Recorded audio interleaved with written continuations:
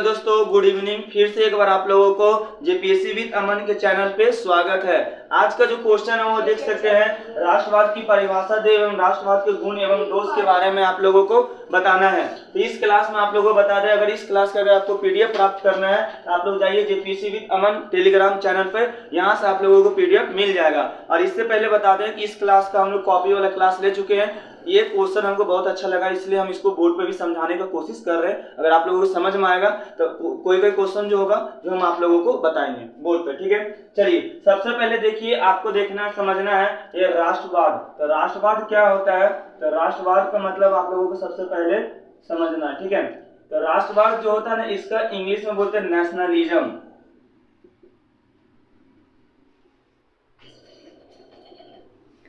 इसको हम लोग इंग्लिश में हम लोग बोलते हैं नेशनलिज्म, ठीक है।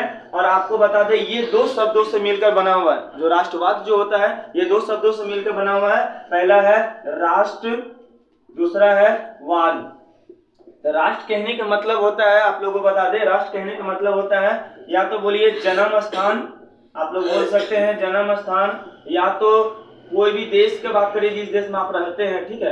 ये दोनों मतलब राष्ट्र का मतलब ही होता है जन्म स्थान या तो देश, और वाद का मतलब होता है विचार, ठीक है। अभी परिचय दे रहे हैं राष्ट्रवाद का मतलब, ठीक है। ये दोनों को मिलाने से परिचय हो जाएगा, ठीक है। जैसे कि ये दोनों को मतलब राष्ट्र का मतलब होगा जन्म स्थान और वाद का मतलब हो गया विचार। ये दोनों को मिलाने से क्या बनता है? राष्ट्रवाद। अब ये दोनों को मिलाने से क्या शब्द निकला? जैसे जो कोई भी व्यक्ति होगा, ठीक है, जैसे कि हम हो गए या कोई भी हो गया, जैसे राष्ट्र के प्रति, जैसे मान लो कोई भी राष्ट्र, जैसे मान लीजिए राष्ट्र में, जैसे मान लीजिए कोई आर्मी ले ली, क्या ले लिए? आर्मी, ठीक है। तो आर्मी क्या होता है? सबसे पहले वो क्या करता है? अपने से छोड़कर सबसे पहले किसको लेता है? देश को लेता है। जब वो देश मतलब अपने से ज्यादा वैल्यू किसको देता है? देश को देता है। तो इसको हम लोग बोलते हैं राष्ट्रवाद। क्या बोलते हैं? राष्ट्रवाद। चलिए, आप यहाँ पर ध्यान दीजिएगा, या तो एक साफ शब्दों में कह सकते हैं कि देश के प्रति प्रेम रखने वाले को हम क्या कहते हैं? राष्ट्रवाद कहते हैं, ठीक है। चलिए, थोड़ा सा और बता दें इसमें, जैसे कि इसमें इस तरह से आप इसको परिचय दे दीजिए, ठीक है। परिचय देने के बाद एक इसमें इसके बाद था इसका परिभाषा, ठीक है। तो परिभाषा कैसे दे सकते हैं? तो परिभाषा दे सकते हैं कि ऐसी भावना जिससे, जैसे देखिए, इसके राष्ट्रवाद कहने का मतलब होता है आपके अंदर एक ऐसी भावना होनी चाहिए जिससे कि वो आपका देश मतलब आपसे बढ़कर आपका देश हो। जैसे मान लीजिए हमारा आर्मी, देखिए अभी देखिए कितना ठंडा है, ठंडा होने के बाद भी वो क्या करता है कि जैसे मान लीजिए ठंडा है फिर भी वो रह रहा है, तो वो अपना छोड़ के वो किसके बारे में सोच रहा है? देश के बारे में सोच रहा है। तो एक सच्चा राष्ट्रवाद कौन हुआ? हमारा आर्मी हुआ। तो राष्ट्रवाद का मतलब होता है देश के प्रति प्रेम दिखाना, ठीक है। दूसरे शब्दों में कह सकते हैं देश के प्रति लगाव भी रखना, ठीक है। चलिए, अब बता दें कि बहुत सारे विचारक जो थे, जैसे कि मान लीजिए पहला विचारक का नाम आप देख सकते हैं ठीक है, J.H. रोज, ठीक है। पहला विचारक है J.H. रोज। ये विचारक जो थे ना, ये कहते हैं कि जो राष्ट्रवाद का मतलब ये बताते हैं कि दिलों में एक ऐसी एकता रखना, दिलों में या तो समूह में एक ऐसी एकता रखना है जिससे कभी ना बिगड़े। जैसे मान लीजिए अपना दोस्त हो गया, कोई भी दोस्त हो गया, तो उसमें अगर हम विचार रखेंगे तो उसमें क्या हो गया ना कि अगर मान लीजिए अगर एकता बना हुआ ना, तो उसको भी हम लोग क्या बोल सकते हैं? राष्ट्रवाद कह सकते हैं, ठीक है। उसके बाद दूसरा विद्वान जो आता है उसका नाम आप याद रखिए, गांधी जी। क्या रहते हैं? गांधी जी। गांधी जी बोलते हैं कि अगर मिलजुल कर रहेंगे, गांधी जी का कहना है अगर हम लोग मिलजुल कर रहते हैं इसी को हम लोग क्या बोलते हैं? राष्ट्रवाद कहते हैं, ठीक है।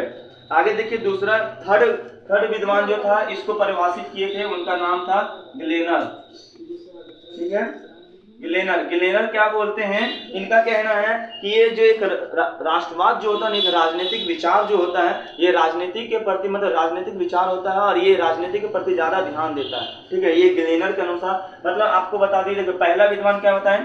J.H. रोज, ये भी आपको परिभाषित कर दिया। दूसरा हुआ गांधी जी, तीसरा हुआ गिलेनर। इसी तरह से बहुत सारे विद्वान जो थे ना राष्ट्रवाद के मतलब को समझाए थे। जैसे हम लोग आप बता दें राष्ट्रवाद का मतलब क्या हुआ? देश के प्रति प्रेम। उसी तरह से बहुत सारे विद्वान भी इसको परिभाषित किए। लास्ट में लिख दिया कि इसी प्रकार से हम इसको परिभाषित कर सकते हैं। अब बात आया राष्ट्रवाद का गुण, ठीक है। राष्ट्रवाद का गुण का मतलब है कि राष्ट्रवाद का अच्छाई बताना है। जैसे देखिए राष्ट्रवाद का जो होते हैं ना, वो अपने से पहले पहला पॉइंट लिख सकते हैं, अपने से पहले देश को लाएगा, ठीक है। दूसरा पॉइंट लिख सकते हैं राष्ट्रवाद जो होते हैं ना वो देश के ज्यादा प्रेम करते हैं, मतलब खुद को कम वैल्यू देंगे और ज्यादा किसको देंगे, देश को वैल्यू देंगे। मान लीजिए कोई आतंकवादी आ गया, सपोज दैट मान लीजिए कोई आतंकवादी आ गया, तो उस समय वो पहले देश के बारे में सोचेगा, उसके बाद खुद के बारे में सोचेगा, तो उस इंसान को भी हम लोग क्या बोल सकते हैं, राष्ट्रवाद बोल सकते हैं। और हमेशा देश के लिए अच्छा सोचेगा, उसको भी राष्ट्रवाद बोल सकते हैं। और इसमें सबका भलाई का बात करें, जो राष्ट्रवाद जो होता है ना, इसका गुण क्या है ना राष्ट्रवाद का, ये जो राष्ट्रवाद जो होते हैं वो हमेशा ये सबका भलाई सोचेगा, या तो कोई भी गरीब हो या अमीर हो, सबका भलाई सोचेगा, तो उसको भी हम लोग राष्ट्रवाद का गुण बोल सकते हैं। और लास्ट है कि ये क्या करता है, शहीदों को याद करते, जैसे मान लिया हमारे शहीद जैसे हो गया आप लोगों का भगत सिंह, ये सबको भी याद करते हैं, तो ये सब राष्ट्रवाद का क्या आ गया, गुण। और राष्ट्रवाद के गुण के बाद हम बात करेंगे राष्ट्रवाद का दोष। ठीक है, राष्ट्रवाद का दोष जो है ना, दो ही है।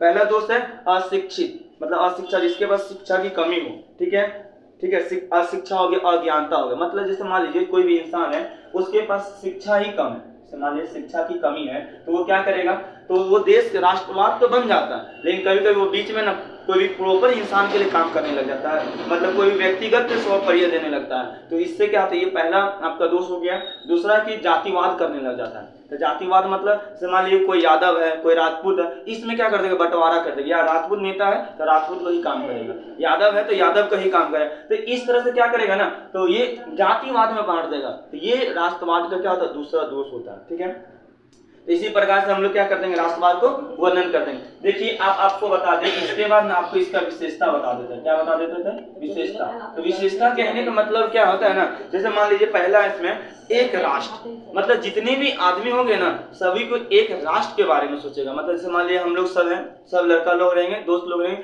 सब हम लोग किसके बारे में सोचेंगे, एक भारत के लिए, तो सब मिलकर एक राष्ट्र के लिए सोचेंगे, तो उसको भी ये पहला विशेषता हो जाता है। दूसरा विशेषता होता है समूह का भावना, जैसे कि मान लीजिए हम लोग ग्रुप बनाएंगे, ठीक है, जैसे कोई भी ग्रुप बनाएंगे, लेकिन ग्रुप बनाने के बाद भी हम लोग क्या करेंगे, आपस में एक समान भावना रखेंगे। मान लीजिए हम लोग 10 लड़का मिलकर दोस्त हैं, ठीक है, लेकिन एक कोई मान लीजिए गरीब है, कोई अमीर है, कोई दूसरा है, कुछ भी है, तो हम लोग उसके साथ भेदभाव नहीं करेंगे। ये भी एक क्या हो जाता है, आपका राष्ट्रवाद का विशेषता आ जाता है। ठीक है, राष्ट्रवाद में आप भावनाओं मतलब किसी के साथ भेदभाव नहीं कर सकते। और लास्ट पॉइंट जो है सामान्य हित, जो इसका विशेषता होता है वो होता है सामान्य हित। तो सामान्य हित कहने का मतलब होता है या तो वो अमीर हो या तो वो गरीब हो, कोई भी हो, सबका हित के बारे में सोचेंगे, उसी को हम लोग क्या बोलेंगे, सामान्य हित। चलिए, हमको नहीं लगता है कि आपको इस क्लास के बाद कुछ छूटा होगा। आप इसको क्लास को देखिए, 20 मार्क्स का जितना भी क्वेश्चन सब लिख के आइएगा। अगर इस क्लास समझ में नहीं आया, इसका डिस्क्रिप्शन में लिंक डाला हुआ है, जो कॉपी वाला क्लास है उसको आप लोग देख सकते हैं। ठीक है, फिर मिलेंगे नेक्स्ट क्लास में। हाँ, लेकिन एक चीज बोल के जाएंगे, अगर ये क्लास अच्छा लगेगा, फिर से जो क्वेश्चन हमको पसंद आएगा उसको बोर्ड पे क्लास लेंगे।